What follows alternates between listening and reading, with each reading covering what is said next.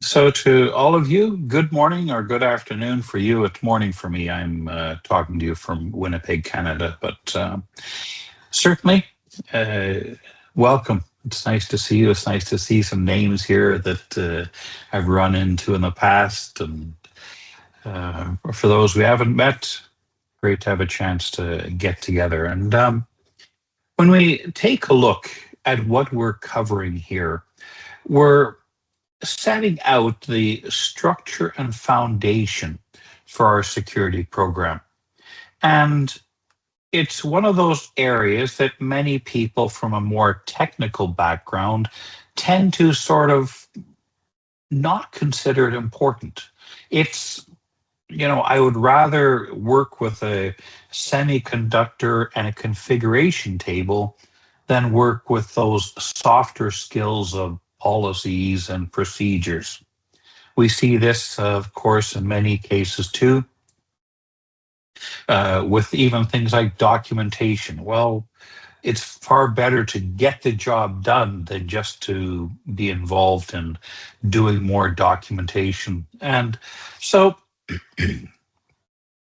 one of the things that's so important with this is that in the end, you need a balance of both. We need really good technical expertise and technical diligence, but we very much benefit when we have good policies, good procedures, good standards, so that we have a consistent, repeatable model.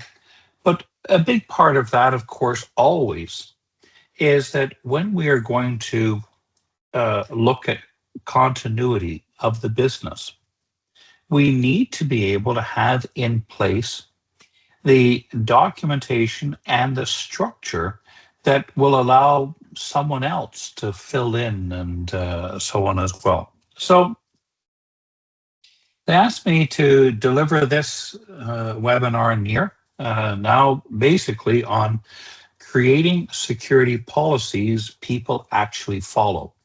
And just as a bit of an intro in this, my name is Kevin Henry. I've been involved with Pluralsight Readiness since its very first days, actually, and working together with a team there and trying to deliver high quality, but also we could say here, training that has use and usefulness, that's practical, and so on, and related to real life, not just theoretical. So I myself got into this industry when I sat initially for the CISSP, and I walked out of the CISSP exam believing that I had failed, like many people do.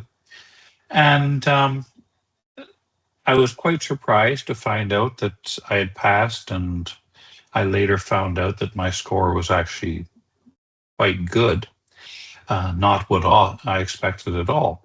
But I reached out to ISC, they were in those days ISC squared, today they're ISC 2. And I said, are you looking for volunteers, people that can help with research, help with test questions? I said, because there's one thing I learned from going through the CISSP, and that is that there's an awful lot more to this field than I was aware of. At that point, I'd already been working with computer systems for 24 years. I'd been in operations, I'd been a programmer, a systems analyst. I was currently working in the field of audit when I sat for the CISSP. And I realized that as much as I was comfortable in what I knew, going through that exam there's a lot of other things that, well, I didn't know because I'd never worked in that. And so this really, in one way, opened up my eyes to be able to see we need to keep learning. We need to keep going beyond what is just our, should we say, area of comfort. And in this, I've been very fortunate to be involved with now not only doing the work, but of course also teaching it now for many years. And In a lot of this, we can really say that the heart is that we must keep growing, we must keep developing, and in that way, uh, always be embracing the new technologies and the new trends and developments. We are seeing a lot these days of focus on AI. And I really like the one comment from Stephen McBride who said, your job will not be replaced by AI, but your job may be replaced by somebody who knows AI. And so for us, our natural tendency can be to resist new developments because they are should we say, the unknown. And as people, many of us have a natural fear of the unknown. And the easiest way to overcome that fear is through knowledge. It is through shining light on that area so that we can see it and we can understand it. But as much as there can be focus on new things, there also has to be that stability and that remembrance that what we have done over the years has built the foundation for good security. And in the end, security is security. We can say that in the end, it would be foolish for us to forget all of those lessons of the past and just focus on the new or exciting things. And we can really say that in this area of policy, that is something we've learned from the past. This is nothing new. This is something which has been a part of security programs since the early days. But we can say here for ourselves, we have to remember that it has been a part of security because it's important, because it's something that we really need to do. And the first thing, of course, we should always look at what is policy. And I like to put it this way, policy is nothing but words. And in that way, policy can be, we could easily say, easily considered to be of little substance or of little value. But in reality, when we look at something such as NIST, the NIST guidelines from 853, breaking all of security into 20 families. The area of access control, the area of audit, the area of communications.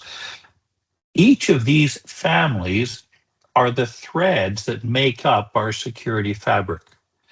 And we all know that, for example, when we sail, it's important that you don't have a rip in the sail.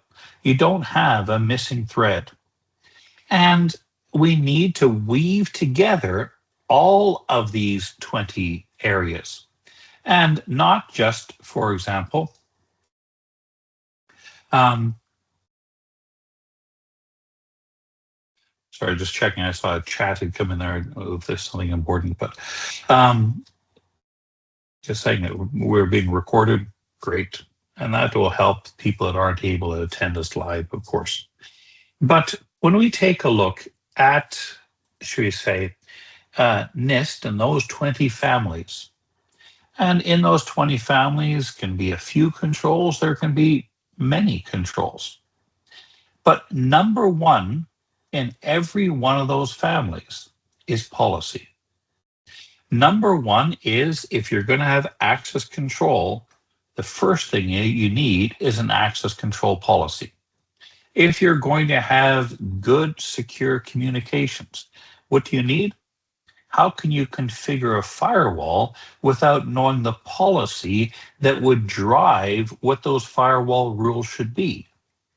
So we can say in many cases, when we are going to look at all of the practical, implementable parts of a security program, the first thing we need to do is determine what are our objectives.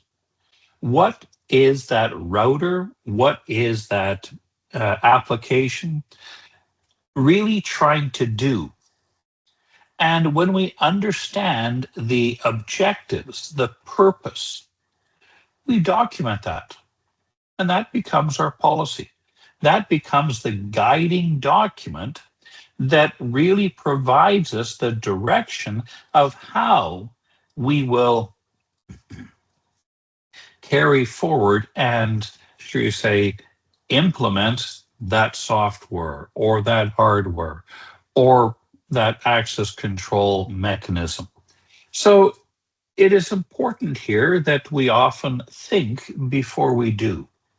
It's great to sometimes just get in and start working. And very often, as we work on something, we learn.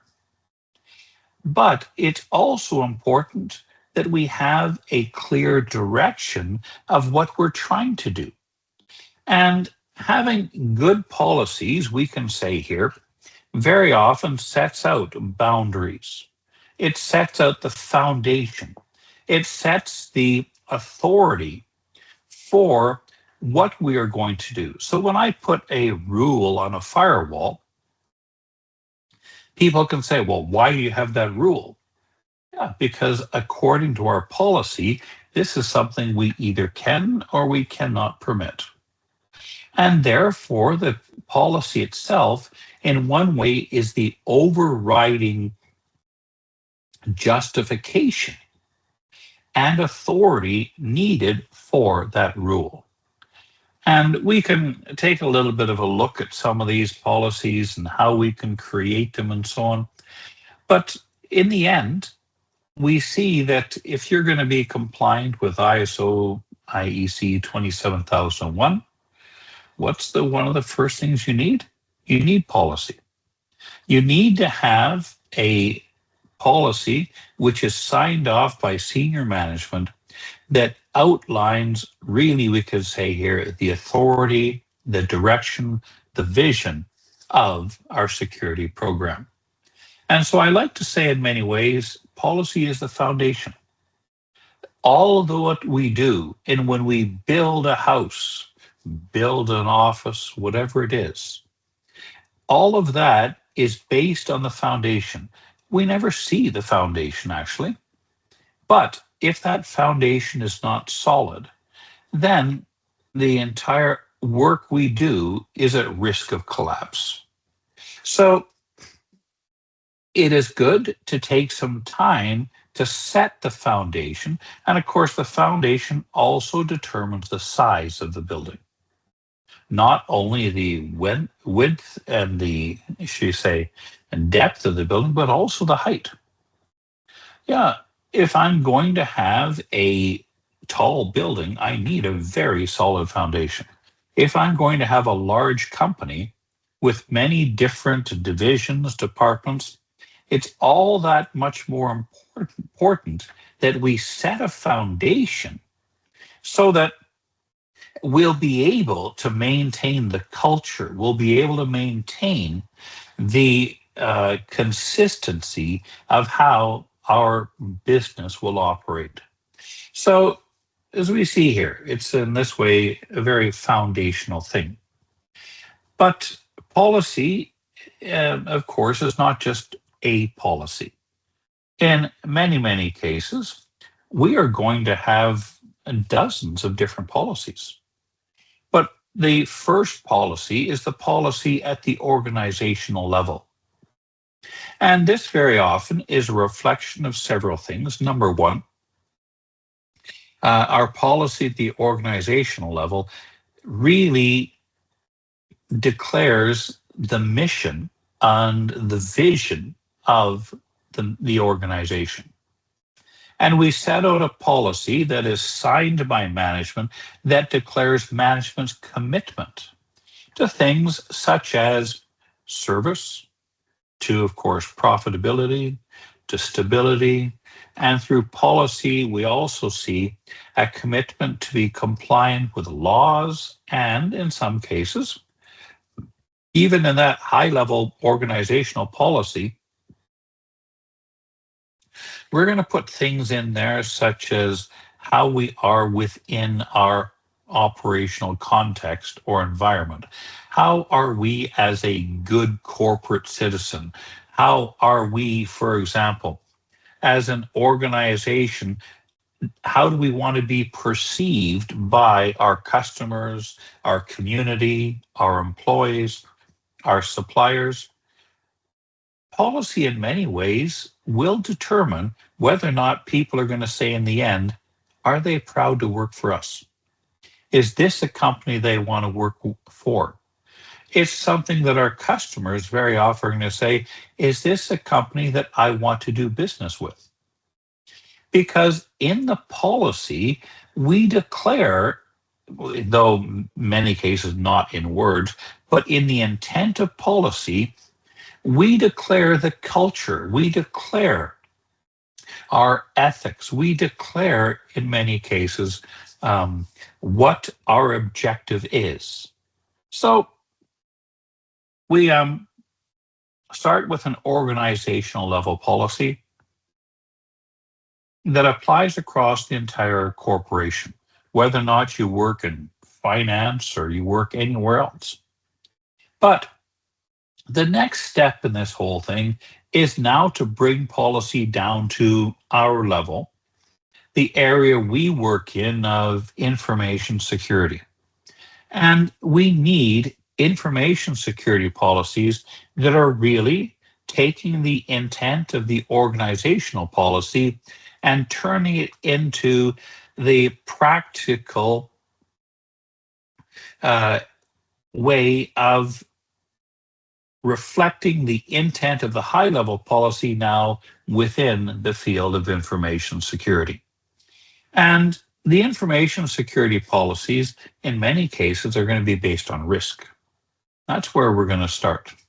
We need to look at what are the risks to our business, but policy in this way still should be at a high level. Because in most organizations, changing an organizational policy or changing a high-level information security policy can take months. We can say it's like within the country, we have a constitution. And changing the constitution of the country, it could take years. It takes a lot of discussion, debate, agreement on what should be in the guiding document for the country. And so with our security program, we want to put thought into it that, again, a person who reads this will say, that's a company I want to work for. That's a department I want to work with. And we can say that that high level policy should not be technical because you don't want to become outdated every time AI or a new tool comes along. But also, there is a difference between, should we say, a handwritten letter and something which was just typed out. And in a number of cases, what do we want to do? We want to make it personal. We want to make it such that when somebody sees this policy, they say, how does this affect me? What does this policy mean for me as an employee, or should we say here, to know the impact of this on our business? So we have the high level guidance document, but now we need to have practical policies as well. And sometimes these can be called technical policies. They can be ISO 27001 calls them topic specific policies. So we develop policies now that are specifically about, say, one technology. Our policy on wireless, our policy on remote access, our policy on access control, and so these, as we saw with NIST, there's 20 right away, one for each family. What is our policy on audit? And so that we have within each area or each focus area also a good guidance document. And that guidance document helps, especially, say, a new employee. It helps someone who's working on a project to know what is the underlying, should we say, expectation from the policy. And so we can have many of these technical policies, but of course, the important thing here is that policies are just like the constitution of a country, they are an overriding authority and they come from senior management. Now, rarely does the senior management write them, but for example, a senior manager can go to the security director and say, yeah, make sure our information security policy is up to date. Make sure it's current. Make sure it is a good reflection of our company and how our company wants to do things. And quite often, when the information security director, manager is writing the policy, it's going to be through consensus. It's going to be through gathering together different opinions, different approaches, and having good consideration of, should we say here, not just one person's opinion, but something that reflects how the organization wants to do things. And we can say here, once that policy has been put together, then it gets signed off by senior management. Yeah, senior management, it's the same as the laws of the country. We have elected officials who can pass laws, but those laws do not become effective until they have what we call royal assent, that they are then signed into law, that they are made now a part of the boundaries that determine behaviors within the country.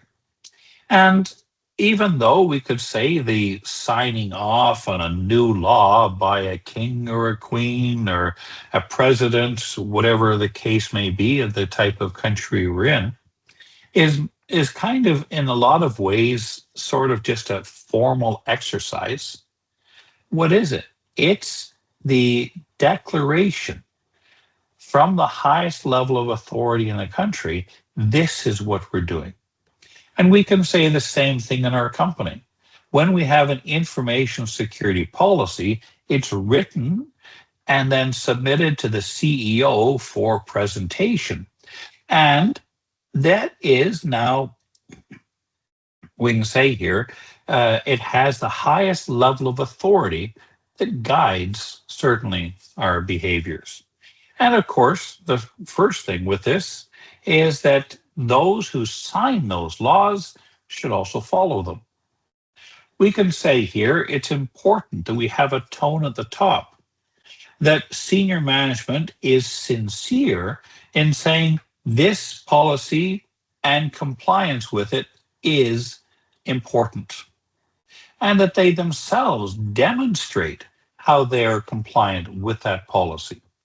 When we have policies that say, for example, everybody has to wear a ID badge clearly displayed at all times, who does that start with? It should start with the CEO.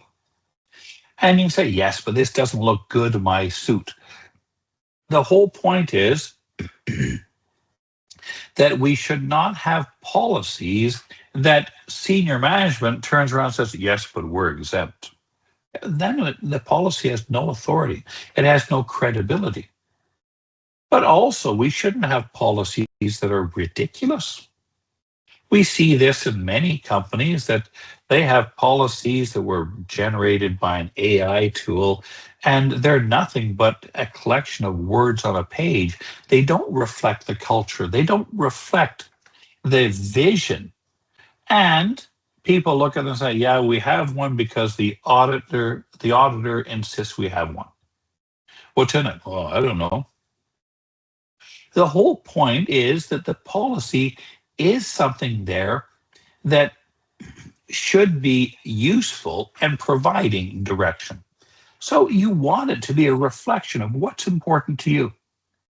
What are the things that for you would even, we'll see in a moment here, inspire you?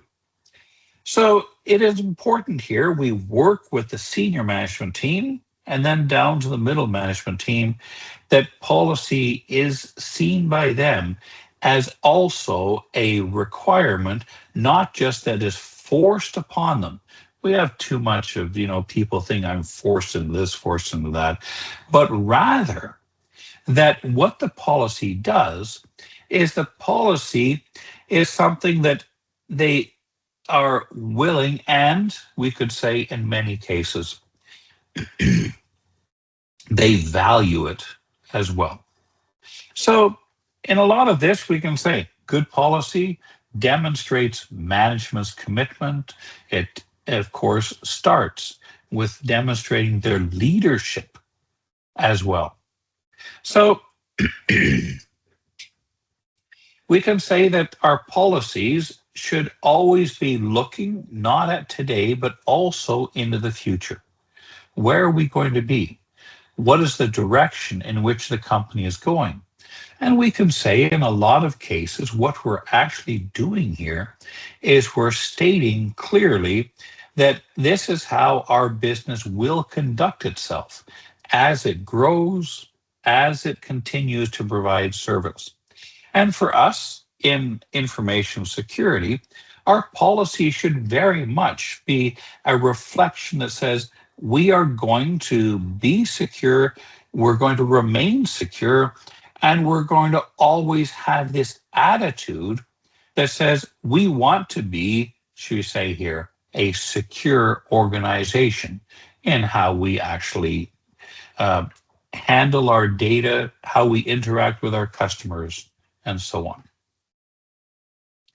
For us in information security, our policy is almost always going to start with based on risk. What are the things that are the risks? So the policy reflects what we need certainly to do.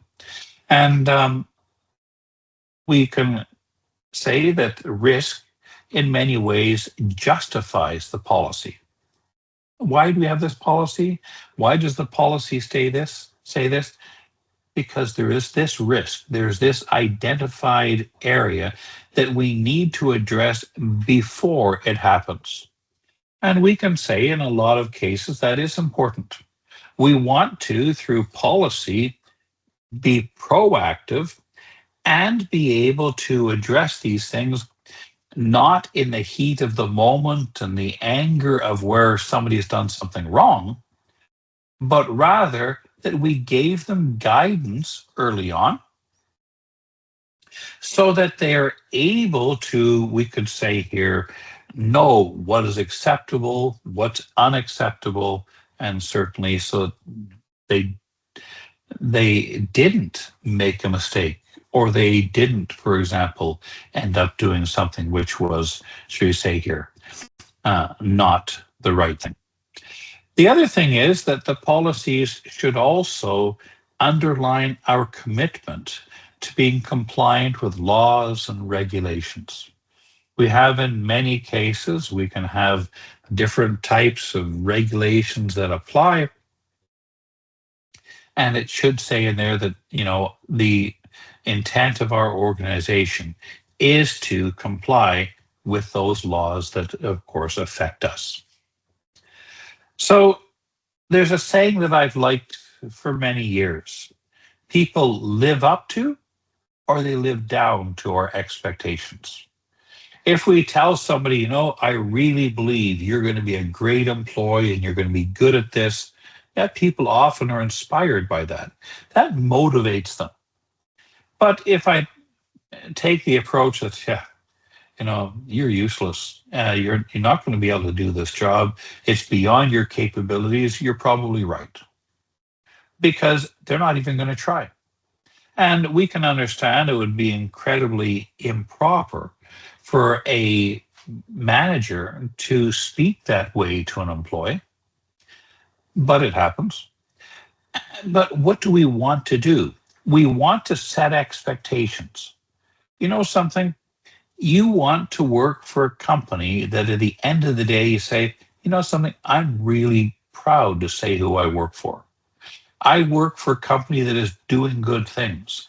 I work for an organization that is doing its best to do things in an ethical and an appropriate way. It's not just about make money at whatever we do, but it's rather this attitude, we can say, that says, let's do things in a responsible manner. So in policy, we can often set the first step in that. Now, obviously, we know that policy is nothing but words. Policy has to be backed up by action. And I can have a policy that says we're going to do this, but if that's not what's being done, what does that do? That actually undermines the entire legitimacy. That means that people now don't trust senior management. They don't trust their manager because the manager does not themselves follow the guidance and the direction of what they say in policy. There's one thing I think that's really important in this, and it's a book I read many years ago, and I read that book and I said, you know, that's the type of company I want to work for. That's the type of manager I want to be. It was a book called Gung Ho, very short little one of these business inspirational books. And one of the things they said in there was that everyone should have the sense and the knowledge that what they do is worthwhile. That we're not doing this because that's policy. We're not doing this because that's the rules. Instead, we do this because it's the right thing to do. Now, how does that matter to us? What that matters to us is that we can sometimes have policies that people look at and say, but this isn't really what we should be doing. We should do things in a way that is, should we say here, better from the perspective of our customers, better from the perspective of those that we deal with.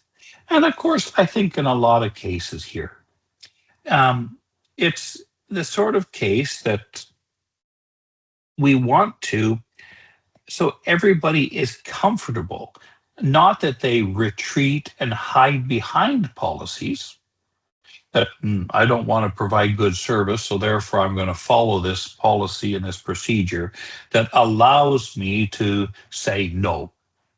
Well, sometimes we have to say no. I like how one airline, they'd had an unhappy customer, and the customer called in because of the problems in their flight, and the customer service representative had flexibility and was able to say, you know something, I will give you a free voucher for another flight.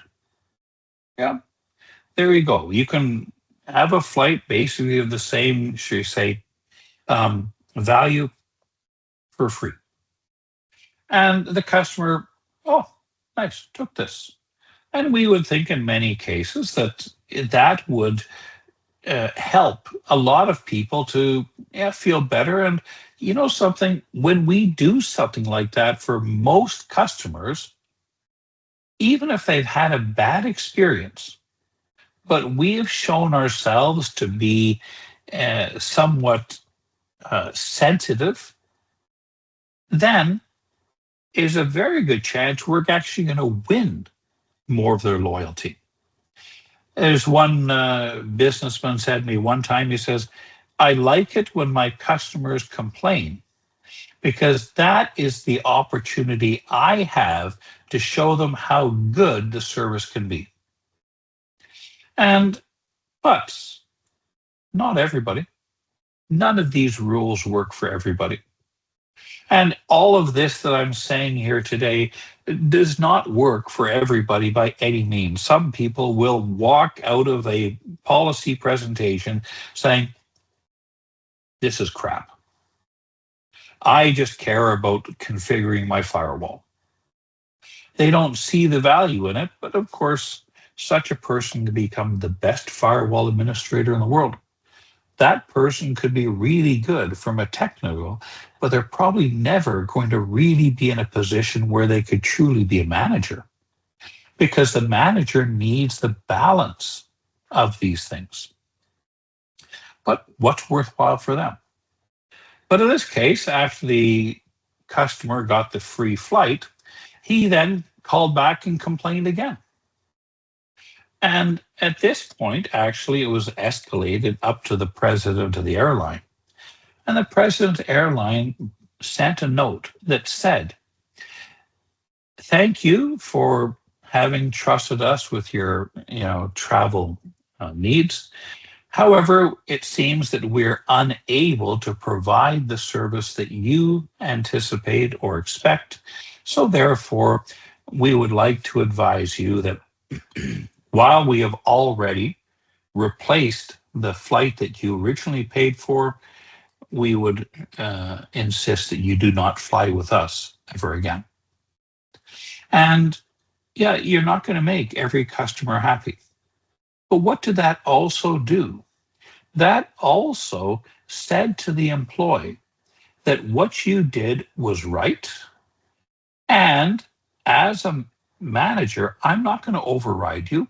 I'm not going to second guess, but rather it gave, we can say here, that confidence that if you operate in a responsible way, yeah, we'll support that. So the other thing too is it's good to celebrate when people do things well. Yeah, that they are recognized for it. And sometimes maybe we should make that extra effort. That if we go around and we see that we have a policy that says a clean desk, a clear screen policy, you step away from your desk for a few moments just to fill up your coffee cup. Yeah, you follow the policy says you just locked your screen. Why? Because you don't know what's going to happen on your way to the coffee machine and on your way back. There, we have all experienced this, that we headed off for coffee, and then all of a sudden somebody says, "Hey, I got a question," and it might be half an hour before you got back to your desk. You've been busy dealing with this, talking with this person, and here is this confidential information on your screen for whatever your timeout was, 10 minutes, that anybody else could have walked by and seen. Here were confidential documents on your desk that no one else should have had access to. With the result that we had a breach of policy, because the policy said, don't leave anything unattended in your screen or your desk that's confidential. Just cover it over, or whatever our requirements and policy are. And so what do? It's good to look for opportunities to reward, to celebrate, to not just have an expectation, well, of course you're going to follow policy. That's what everybody does. But rather, if we walk around the office and we see that people have followed the policy, that maybe we drop some type of little thank you. Whether or not that is some little, should you say, token of appreciation or just simply a thank you, so that there we celebrate also the, should you say, in many cases, the compliance with the policy. People recognize that I'm not doing this just because I have to, but because I want to. Should it is noticed. But the problem is that a lot of policies were written from a very theoretical, legal perspective, and we can see this so often. We have policies that nobody can understand. They're written, should you say here, as if it was by a team of lawyers who couldn't agree on whether or not we should have 100 or 150 words in this document. Yeah, maybe all we needed was 15. But oh no, we have to have a document that outlines every possible contingency to the point that nobody can read it and certainly nobody can understand it. What is a good policy? It's short. It provides direction, but it's not linked together with procedures and all kinds of things. It's just a statement. It is the policy of. Good. It is clear. It's not such that, well, but under this condition and under this and because of this, and sometimes, yeah, and that we have to develop a flow chart to know how to follow through a policy. A policy is meant to be a guidance document in that it provides direction, but it doesn't get into the details. We need to then have clear direction. When you want to go to Malmö to Gothenburg, you want to know the direction, but it doesn't tell you how. The policy doesn't say you must drive this car with this driver's license plate. And yeah, it could be you take a train, you could take a bus, you could take a horse. What does policy do? It says your goal is to safely get to Gothenburg. And then through procedures, we can look at how to do that. But it's not that it's so restrictive that a person can't even, should we say here, make any type of personal way to put the policy into practice. And so a lot of this, of course, is it should be authoritative as well. It says, what is the goal? What's the objective? In a way that also has the authority here that if you don't follow this, bad things could happen. Remember that in our policy, it should be a reflection of the department, of the company. Our information security policy should also align with, and we can see a direct reference that how it is a reflection of the organizational policy. But in our policy, we have to say who it applies to. Does this apply to all employees? Does it apply to contractors, temporary workers? And we should actually put in there so that it's understood that this policy, for example, we can have certain policies that only apply to administrators. We can have other policies that only apply to people that are dealing with very sensitive information. So it's clear. And also then those people know what's expected of them so they can live up to that expectation. Every policy must have an owner. And that owner must be a senior manager who is able to represent the authority. As we said, they probably don't write the policy, but what do? They are responsible for the annual review of the policy. They're responsible in many cases for this policy to be also, when necessary, enforced. Every policy should have a provision for exceptions. Now, I say that every policy, you can also have an exception to that rule as well. But there should be the provision for yes, but under some circumstances, in some cases, there should be a way to get an exception. And the exception should be through a formal process that evaluates the risk associated with that exception. And if we end up with too many exceptions, we probably actually need to revise the policy. The exception should be an exception, not the norm. But we should put in place that if a person needs an exception to this policy for whatever reason, that then there is a process. They know this is how to then, should we say here, apply for or request the exception, and how the exception should be reviewed, approved, and in many cases, the exception may only be granted for a short time and automatically removed, or it could be subject to review, should we say here, once a year or something. Do we still need this exception? Or has technology and the process changed? It's no longer needed. I was working with 45 security officers from a large company from around the world. They brought them all together, and we're dealing with information security issues. And at one point, one of the students in the group there asked, he said, "Do we have a policy that deals with this?" And there came a discussion that went on for several minutes. Yeah, we do. No, we don't. Yes, it's over here, but no, it's buried. I said, you guys, it doesn't matter. You've discussed this now for the last 4 or 5 minutes. And it's good you have this discussion because it really shows how you're thinking, considering, and some of you are saying, hey, do we need a policy in this? The point in the end is whether or not you have the policy at that point doesn't matter. Because if you are the security managers and you don't know about it, you can be sure your employees don't know about it.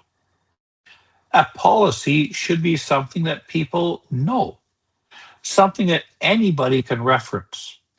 Anybody in Sweden can look up the constitution of the country and see it. Anybody in Denmark can review what are the guiding principles of the kingdom. We can say here it should be accessible not only to be available, but it should also be communicated. That we should make sure that people, from the day they're hired, here is our policy on acceptable use. Here are our policies that are the guiding principles for you now as an employee of the organization. So they know those. And certainly, as we say here, they're kept up to date. One of the things that can easily happen is that people question, yeah, but what does this mean? How does this apply in this case? And it should be very clear how they can easily get answers and so on from it as well. One of the sad or more difficult areas is when a person does not follow the policy. And we need to then certainly in our policy have provisions. A sentence, for example, that says failure to abide by this policy may result in disciplinary action up to and including termination of employment or reference to law enforcement where necessary. So that we put in a provision there, and I use the term here, may result in disciplinary action. Why? Don't lock yourself in that you have to. There can be exceptions. There can be cases where a person didn't follow the policy, but they did it with full best intent, and maybe they were misled or they misunderstood. And I don't want to have to go through some type of disciplinary action to a person who did it in, just say, all innocence. You say, yes, but that means some people are treated differently than others. Yeah, get over it. That's how life is. It's unrealistic to think that every situation's the same.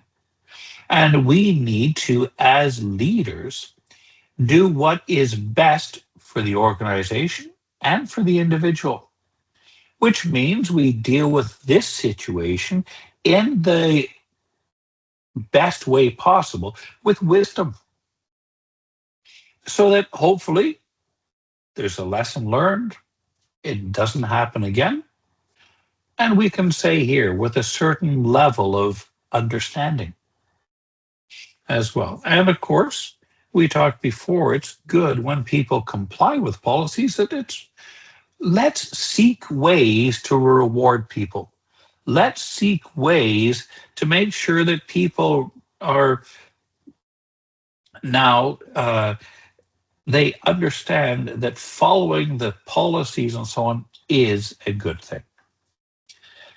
But policy is nothing but words. In the end, we need to take the words, the statement of policy, and put it into practice.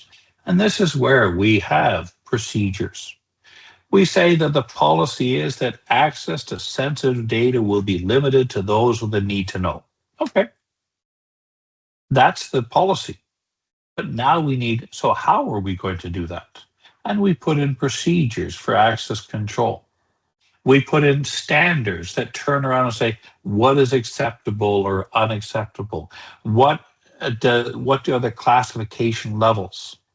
So that people understand that that high level statement of policy now becomes practical, workable, applicable for them. We can have a policy that says all systems will be protected with a password or multi-factor authentication. Yeah, then we have standards of, should we say, what a password length must be.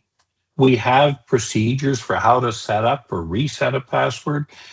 But we also have standards. This is the multi-factor authentication processes we'll use. Good. So we don't have everybody just doing their own thing. But then we also provide suggestions. We provide guidelines. We provide the way for people to be able to take the requirements of policies and procedures and know how to do it.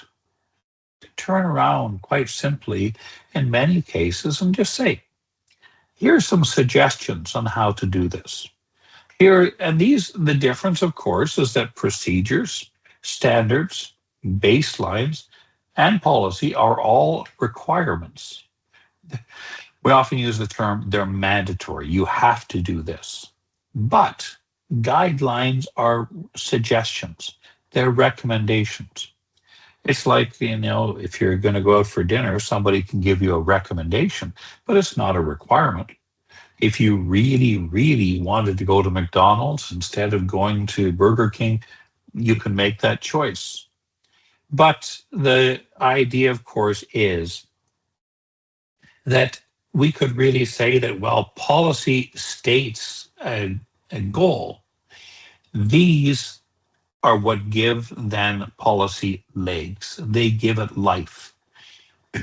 And all of these procedures, standards, should also remember that their purpose is to implement policy, which means that also they should be worthwhile. They should be something which people can say, yeah, that's good. Don't put on burdensome, shall you say here, requirements that make it difficult for people to do their job. No, instead, the whole purpose of this is that people love to work for us, that they really appreciate what our company stands for. And the problem can be in security that we tend to be a wet blanket. And instead, what should we do?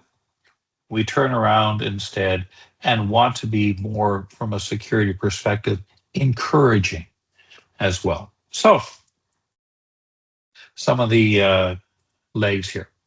That kind of brings me to the end of what I wanted to present. I thank you for your time, and I really appreciate that we were able to spend a few minutes together. Whereas, I know you're looking to get home for the weekend or whatever. Do you have any questions or any things that you wanted to, should we say, raise as well?